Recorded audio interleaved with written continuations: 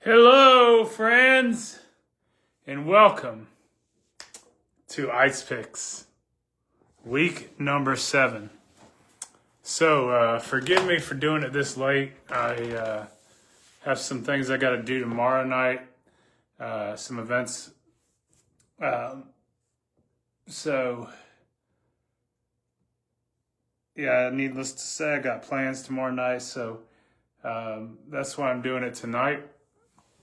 I'll be posting them on YouTube probably tomorrow. So, as some of you know who have followed my show the past 2 weeks, I've started to incorporate history called Aydt Bite, or Aydt Bites. 5 minutes before I go into my pick'em, I tell about a historical event that I'm passionate about as a historian. And last week was Nuremberg, in honor of the movie that's coming up with Russell Crowe. This week I'm going to talk about the Crusades, the First Crusade.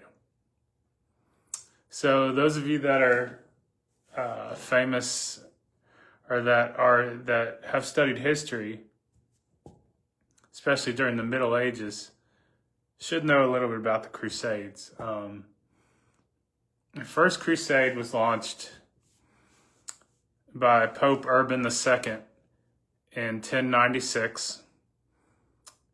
It was in response to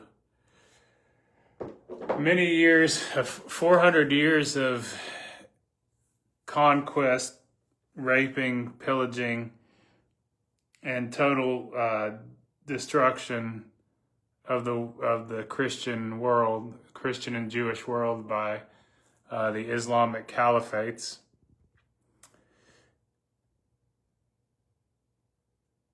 Not trying to make any political statement, but this is a statement of a historian who has studied these very extensively. But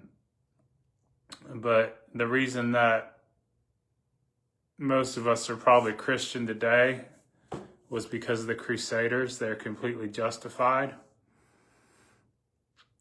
And if you disagree with me, we can have a debate. I'd welcome it. But you better bring some primary historical sources that are different than the ones that I've studied extensively.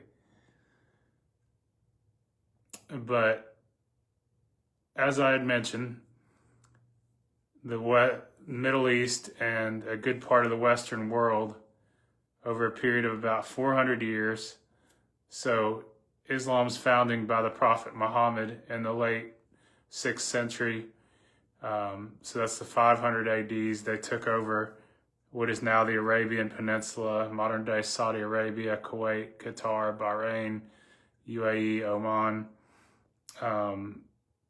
And about 600-ish, they start to spread out of the Arabian Peninsula to what is Iraq and parts of Persia, and then the Levant, which is modern-day Israel, Gaza, Palestine, whatever you name it in that area, Lebanon. And they take over Jerusalem in the early 630s. At that point, they made it harder for Christian pilgrims from other places in the known world to come on pilgrimages and see holy sites.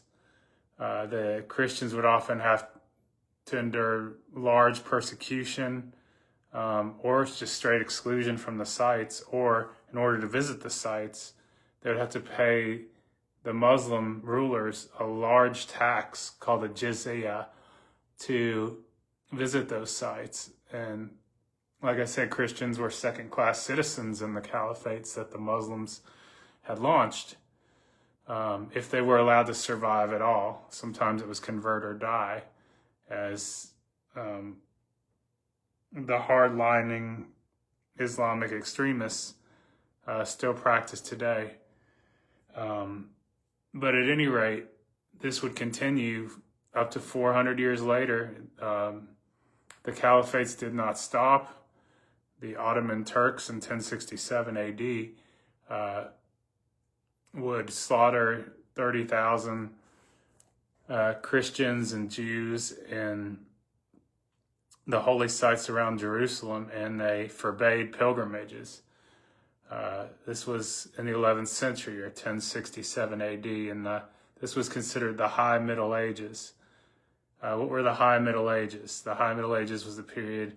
The Middle Ages started from the 476 AD, after the fall of the Western Roman Empire, and continued to the fall of Byzantium, which was the fall of Constantinople in 1453 AD,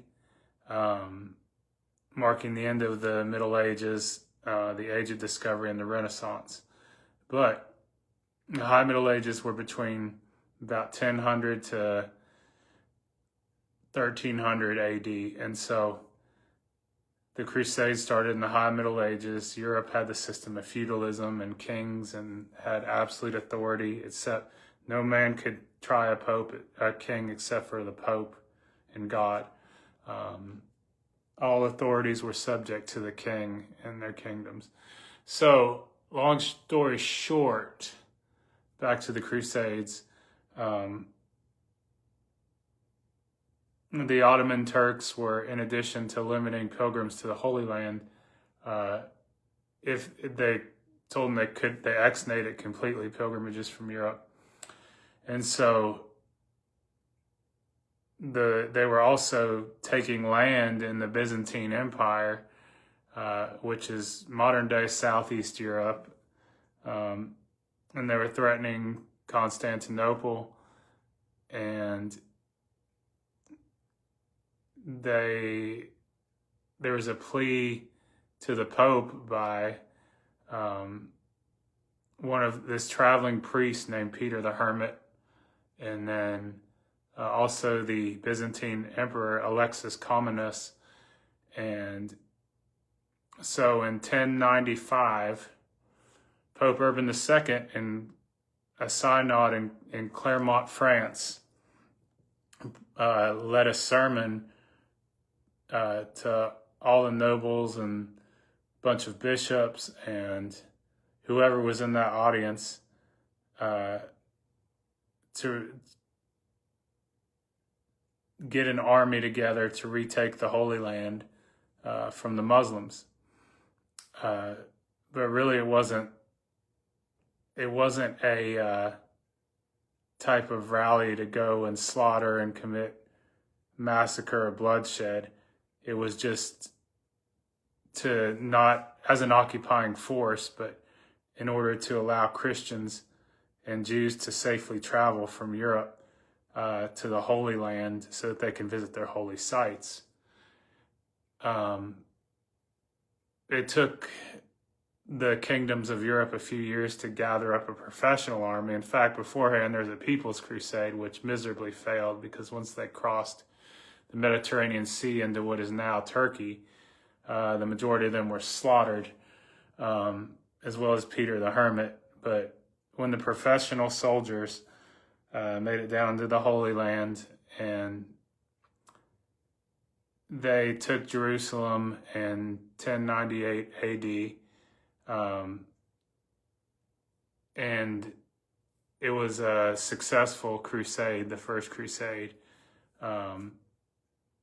And the kingdom of Jerusalem was set up there by Godfrey of Bouillon and Baldwin of Boulogne. He would become Baldwin the First, the king of Jerusalem. Interestingly enough, Godfrey was the conqueror of it, but Baldwin helped him out as well. But Godfrey, in all humility, this is one of my favorite people in history who I aspire to be like. He, direct quote, they wanted to make him king of the new kingdom of the Crusader state of Jerusalem. He said, "I am unfit to wear a crown of gold in the city where my Lord and Savior wore a crown of thorns. God, I love that. It's so amazing. And so instead, he declined to be king, and he became the ruler over the protectorate of the Holy Sepulchre. The Crusaders would hold Jerusalem until the Battle of Aydt, in which Guy de Lusignan, the king of Jerusalem, prior to the Third Crusade, lost it. The Third Crusade was a result of the Muslim reconquest of Jerusalem. But that's my spiel anyway on the Crusades. I'm sorry, I can talk all day about that. I got to find a way to make it shorter. All right, on to the picks. So,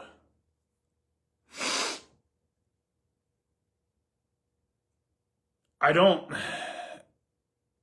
think Scott Strickland should get the axe too. He found lightning in a bottle with Todd Golden, and that's the reason he has his job now. I do not know him, but he's embarrassed the University of Florida. So, if I were Billy Napier now, I would also be shamed, and I would be ashamed because I feel like, for whatever reason, people talk this day and age. The boosters, they have social media, and people aren't stupid. They'll leak this stuff somehow. But latest news today was that some of the boosters got a hold of the message that, well, they told Scott Strickland, and so it got leaked out. The boosters told Scott Strickland that basically, if you want us to continue to give you our money towards the football program, the coaching change needs to go in a certain direction.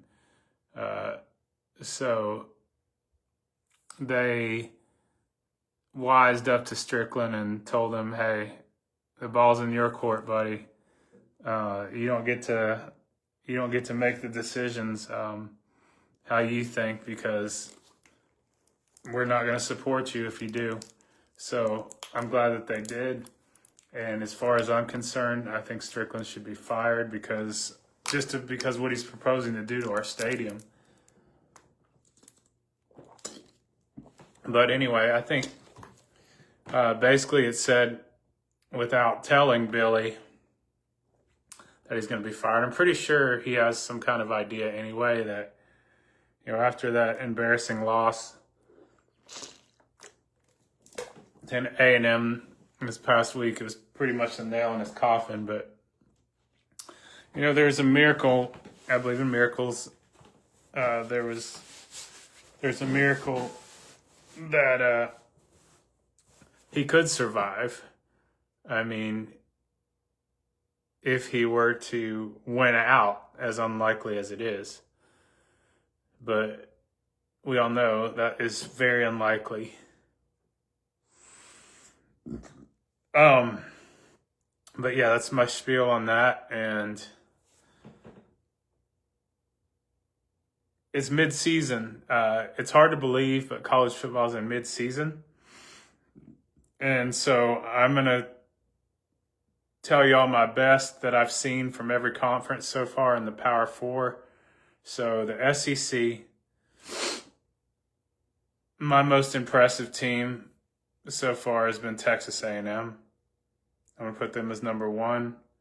Whether they can beat Alabama or Georgia, who are close seconds, remains to be seen. And they've got LSU in a few weeks, so LSU's always up there too.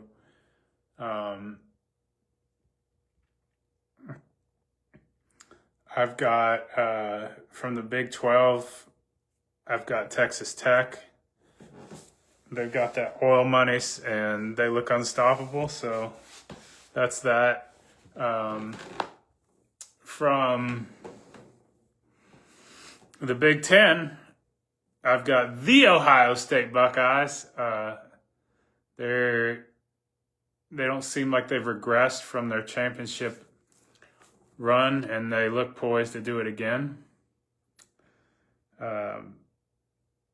And from the ACC, obviously I've got the U.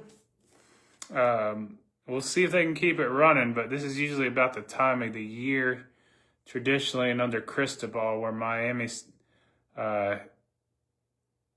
gets popped by somebody they're expecting, or they have like one dumb loss, and then that just tanks their season after that, and they lose like 4 out of their last 5 or something like that, or 4 out of their last 6, and then their season looks mediocre on paper when they're actually a lot better. But that's the way it's been for Miami under Cristobal, and that's the way, if Miami wants to get a championship, become a serious championship contender, which they are built for and they have the athletes to do, they need to be able to get over that hump of, pooping the bed one game a year and then having a domino effect from then on out. So we'll see. But yeah, if I had a Final Four now, it would be Texas A&M. It would be Miami. It would be Ohio State. And it would be Texas Tech. And maybe that's a better way. I know they have all these deals for the playoffs, and as of now, I guess it's not broken, but that's another way to do things. If you want to call it the Power Four, have the champion from each of the 4 conferences play each other in some kind of Final Four. Winner take all. But anyway, on to the picks, because I've got to get to bed. This week, Billy Napier, I think he knows he's got nothing to lose, because it looks more and more likely he's going to get fired on Friday, or not Friday, but Sunday after the Mississippi State game. Shoot, if I was him, I'd be just chucking the ball with Lagway. I wouldn't care. Florida's got a lot to play for, though. I mean, we can still make a bowl game. But, yeah, I mean, if I was getting fired like that, I mean, first of all, he doesn't care, because he's going to be making his grandkids' college tuition. He'll be able to afford, like, several houses. You name it. But so I don't think he's going to lose sleep over being fired. He's a Georgia fan anyway at heart. Apparently, that's what I'm told from sources. But, I mean, I don't know. If he has any respectability for these kids, I think he still tells them to fight their butts off this next game, and then for the rest of the season. I think the classy thing to do, if I was Strickland, would come out and say, okay, like the Ron Zook situation. Ron Zook, when he was fired before Urban Meyer came back in 2005, Ron Zook was fired after Mississippi State, interestingly enough, in 2004, but he was allowed to coach the rest of the season. He goes on and knocks off some people. I mean, I think he lost 1 or 2, but the best thing he did was beat Florida State on the night when they dedicated the field to Bobby Bowden. That was great. I was there. So maybe Napier can make a run. We'll see. But if I was Strickland, I would definitely tell him, okay, you're fired, but you get to coach the rest of the season. I want you to do it for these kids and, for your resume in the future. That's how I would handle things if I was Strickland. At the same time, sealing the deal on Lane Kiffin. But I think Florida fights their butts off this weekend. Billy doesn't know how to go for the jugular. Maybe we'll see something different. Who knows? But I think Florida stays ahead in this game. I think they actually score in the fourth quarter, and we win this game 31-24. It's interesting now that college football, because the NFL has been able to rub college football's nose in the dirt. It's all about the money, unfortunately. That's just the way the world is. So there's not much for me to complain about. I mean, it'd fall on deaf ears, but I hate it. You know, I love tradition. I'm a traditional guy, especially in college football. There used to be one headliner game on Thursday nights. Now they've moved college football to Friday nights. That game that used to be Thursday, the NFL has taken over that spot because they've asserted their will over that day. And it's stupid and it sucks. It messes with tradition. Why couldn't they be fine with just the Monday night game? Who knows? But I do have an upset pick on Friday night. I have Louisville goes down to Coral Gables. Like I alluded to earlier, Miami ends up getting punched in the gut by somebody either mid to 3/4 of the season through when everybody thinks, oh, the U is back. They just can't finish strong under Cristobal for some reason. And I don't think that changes. I think Louisville gets a touchdown the last minute because Miami's up 27-21. Miami almost let Florida State back. They did let Florida State back in the game. And if Florida State would have recovered that onside kick, they could have gone down and scored and beat Miami. Miami was off last week. So they're kind of, I think Miami is dominant with athletes and in the trenches they are. Cristobal somehow makes that team run out of gas. And they can't finish the season. And if Miami, like I said, if they want to get back to the old U, they better be able to finish. But I think Louisville upsets them. Louisville's 4-1. They're well coached and they have some good athletes always. Louisville beats Miami 28-27. Number 5, Nebraska Cornhuskers, coached by Matt Rule. They go into Minnesota and they win by the score of 31-21. For my Saturday slate, Wisconsin used to be one of those. They were never like dominant in the Big Ten, but they're always like second or third finishers at best behind Ohio State and Michigan traditionally. Sometimes Minnesota was in there and throw in Purdue every now and then. But yeah, they used to be the upper echelon in the Big Ten like for the longest time, but just could never get over the hump. They'd always get beat by Iowa or Michigan or Penn State or something like that. But they've just fallen hard the past few years, Wisconsin has. And I think they're going to have to fire Fickle, their coach there too. But I think Ohio State shows the nation why they're not backing down from the quest to repeat. I think that they bring it at Wisconsin and they destroy Wisconsin. The score is going to be 54-10. I have a bad canker sore, so my mouth is moving a little funny tonight. I hate canker sore, but anyway, Kurt Cignetti, the hottest coach in college football right now, fresh off of his great win last week versus Oregon. I think Indiana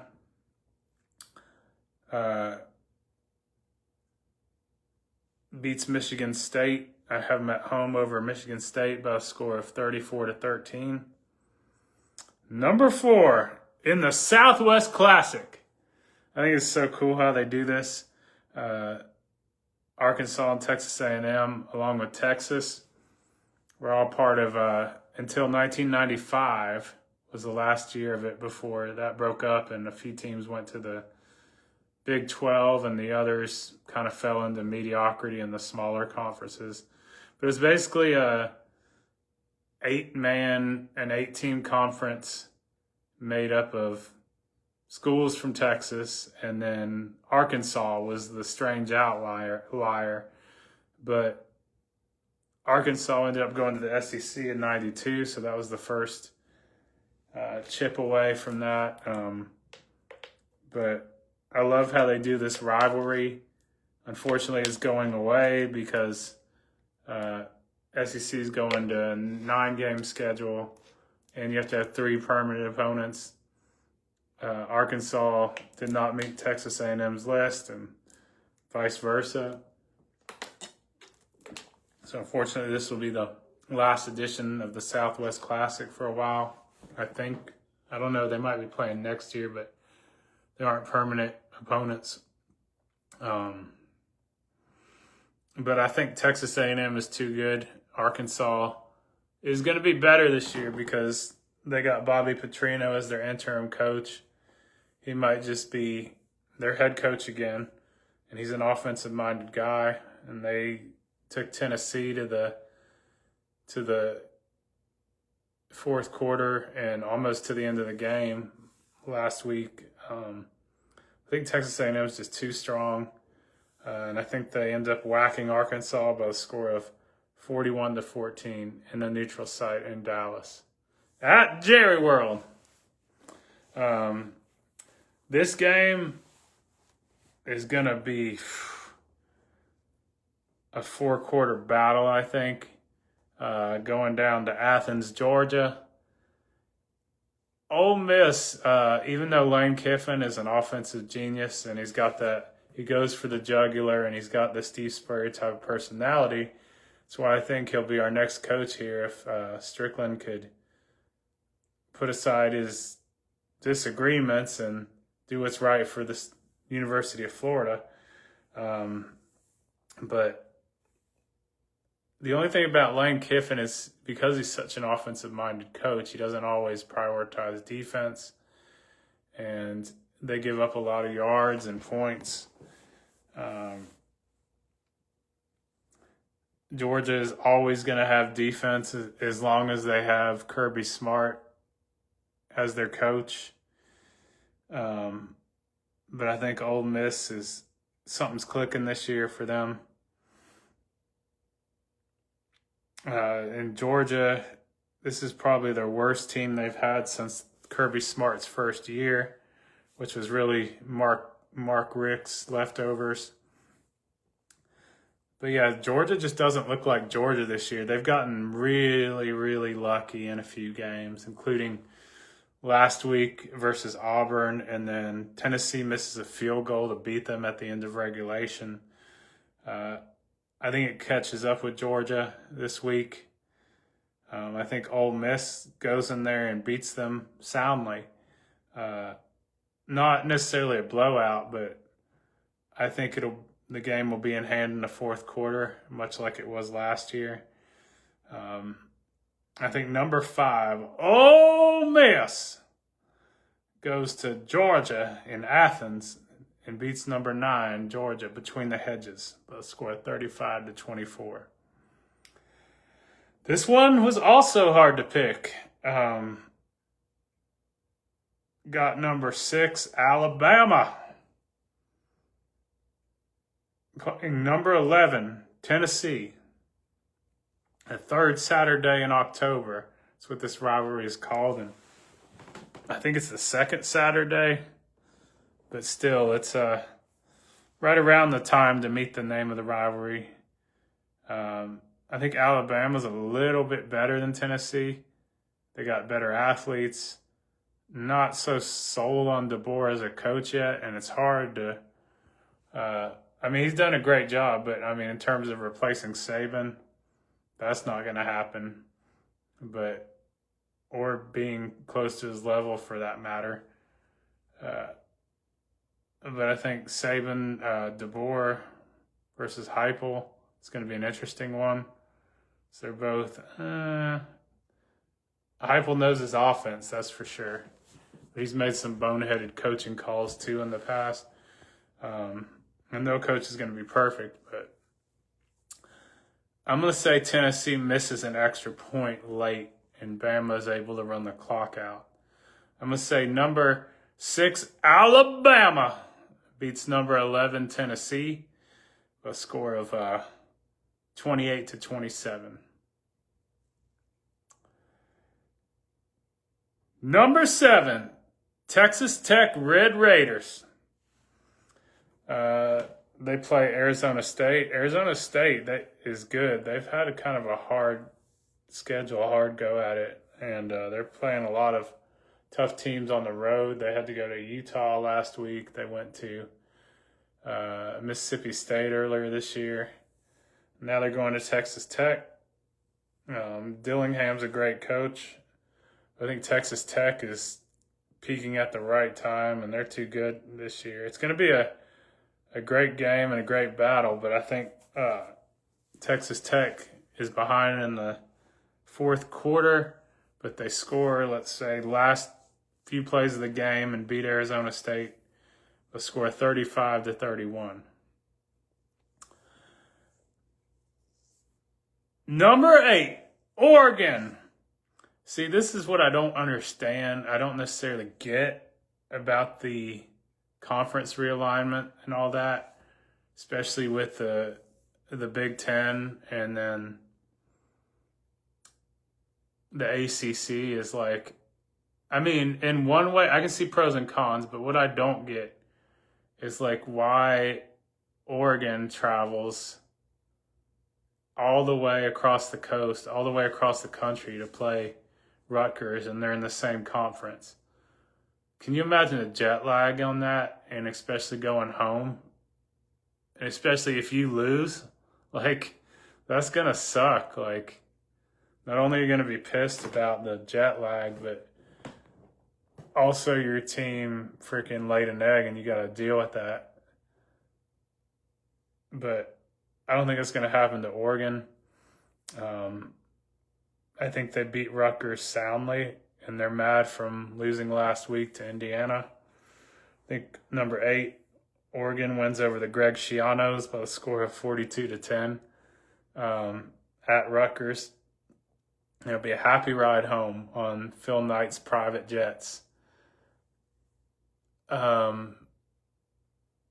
My pro to this, what the ACC does, so like, you can see stadiums as a fan and as a team that you've only seen on TV, and you get to experience some venues that in new places that you've never checked out. So, for example,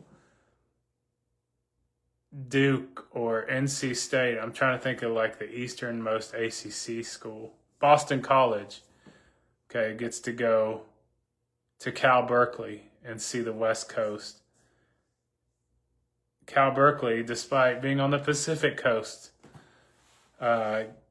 gets to fly all the way to Boston on the Atlantic coast, so like almost 4,000 miles to go play a college football game. But you get to see a different area of this country and the world that you haven't seen before.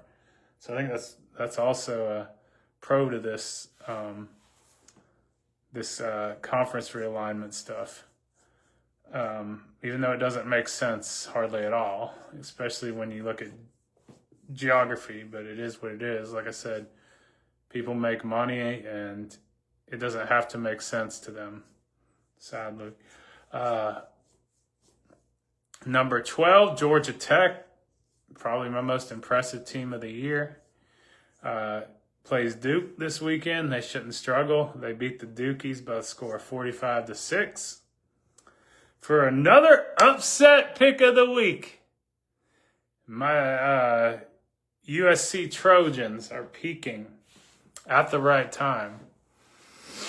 Lincoln Riley is quietly operating behind the scenes out there, smacking people around under the radar.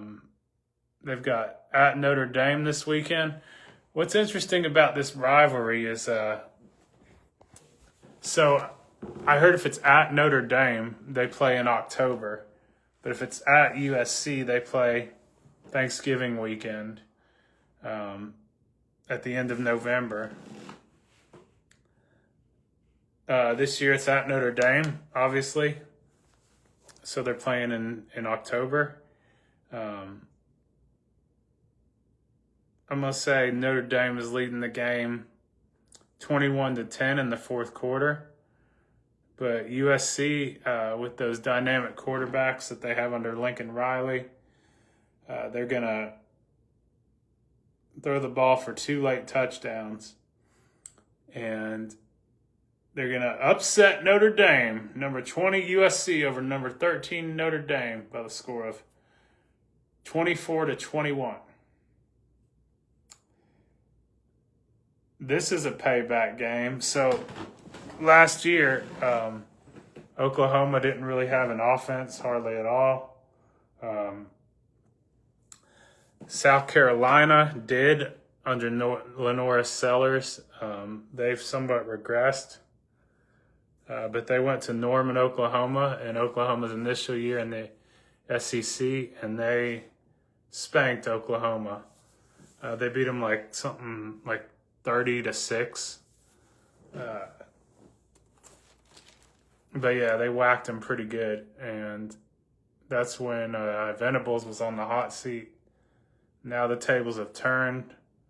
Oklahoma, despite getting humbled by Texas last week,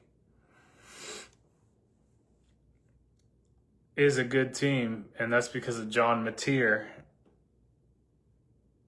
And he's running the offense the way the South Carolina's regressed now.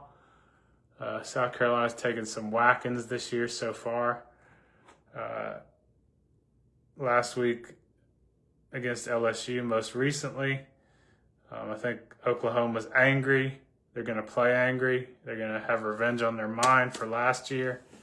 They go into Columbia, South Carolina, and this is going to be a mostly defensive game, but they put a hurting on them late. I think Oklahoma blows out South Carolina by the score of 27-10. The Holy War, as they call it, between the Mormon majority schools, or the LDS, Church of Latter-day Saints, BYU, which is a Latter-day Saint institution, versus Utah, which has a very, I'd probably say majority LDS population of the religion of the students. That's why they call it the Holy War. BYU is really good this year, and so is Utah. So expect tempers to flare in this game. I think it's going to be a close game. I think Utah wins it on a field goal at BYU, a walk-off field goal with about 4 seconds left. And they win the game in the last second. They kick a 30-yard field goal and beat BYU by a score of 37-35. Mizzou goes to Auburn and gets Hugh Freeze fired. I'm going to have Eli Drinkowitz over Hugh Freeze by a score of 35-13. What a great job Drinkwitz has done at Missouri, man. Granted, they don't play anybody, but he's made them into a respected SEC contender. I mean, I say they don't play anybody. They play in the SEC, but they've managed to get like the easiest schedule out of anybody. Yeah, Drinkwitz has done a great job there. That's all I gotta say. But he's won everything he's supposed to win to make them competitive. Number 18, I got Virginia. They play Washington State. They beat Washington State by a score of 24-23. Number 19, USF. And Alex Golsh doing an amazing job there. They beat Florida Atlantic by a score of 41-7. Playing at home. Number 21, Texas goes to Lexington, Kentucky. It's probably starting to get cold up there this time of year. But Kentucky is having probably their worst year under Mark Stoops since his first or second year before he really started to turn them around. I think Texas has found a new gear, especially after that loss at Florida, where they realized, hey, we need to get our butts in gear. Everything, all of our hopes and dreams and ambitions for this season are going to go by the wayside. So I think Texas goes into Kentucky and doesn't struggle. In fact, they spank them. I'm going to say Arch Manning has 4 passing touchdowns, and Wisner has another 3 rushing. They beat UK by a score of 49-14. And Mark Stoops' hot seat is burning his butt. Number 24, Cincinnati. Poor Oklahoma State, man. Gundy, granted, he kind of lost touch with the game. He's one of those old school coaches where the NIL and transfer portal, the modern era, just kind of outgrew them. And Dabo's really the last coach from that era, the old era that's hanging on. And it's sad because that's the era I grew up with, and that's what made college football great. But yeah, he got fired, and Oklahoma's paying the price for that. But his last few years, he just couldn't adjust, so that's what led to his firing. But I think Cincinnati, number 24, goes into Oklahoma State and kicks their teeth in. They beat Oklahoma State by a score of 31-3. For my bonus pick of the week, these are fun. These are going to be fun. I've got Lafayette, who's a Division II school. They're actually decent. Oregon State has not won a game yet. They're 0-7, 0-6 or 0-7, I think. 0-7. But I think they keep Oregon State winless out in Corvallis and beat them by the score of 14-13. And that's going to be that Pac-12 after dark game. There's actually 2 of them, which I'll get to in a minute. And it's going to be fun. I'm going to be having my bag of Doritos, watching it, doing my thing. For the other D1 Florida schools in action, I got FIU over Western Kentucky. This was played, I think, yesterday. They beat them 25-6. I've got UCF Knights and Scott Frost over West Virginia, a struggling West Virginia, first year under Rich Rod. I think they'll get better.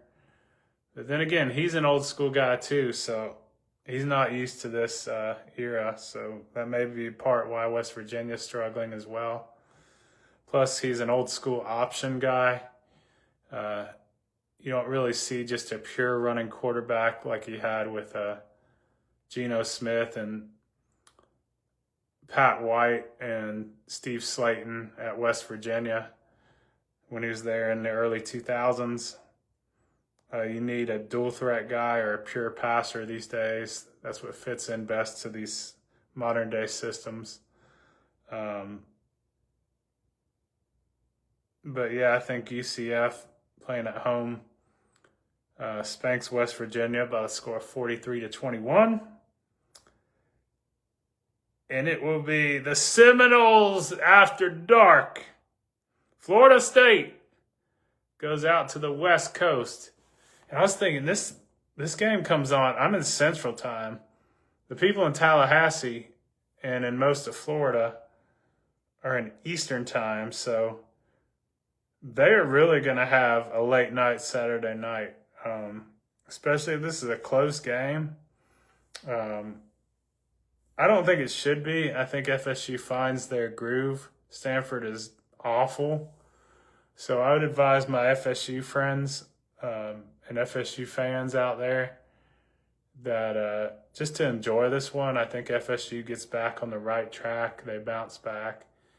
And this goes into what I was talking about earlier. You get to see a really cool road environment that most of these guys have never seen, and certainly not the fans either. But yeah, that game starts at 10:30 p.m. East Coast time. So get your popcorn, turn the lights out, and get ready for it. FSU After Dark. Whoa! FSU beat Stanford in Palo Alto, California by 2 a.m. East Coast time. The score will be FSU 51, Stanford 30. And I hope y'all have a great weekend. I'm going to post this on YouTube tomorrow. Hope you enjoyed my show as much as I enjoyed bringing it to you. Aydt signing off. God bless.